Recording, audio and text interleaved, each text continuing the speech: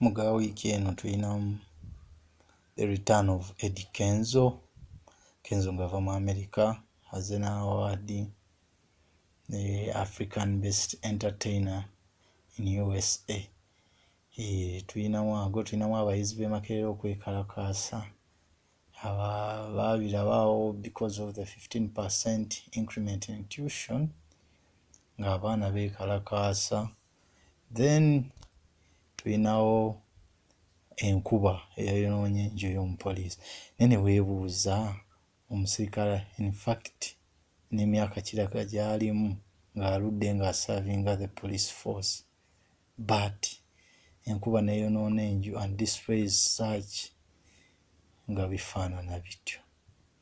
So tulinamu ago amawulire n'amalala mangi. Just subscribe to our channel, tugenda kuba tugakuweereza gonna live as we review what has been happening in the week. This is the iMedia. We're here to present the best information.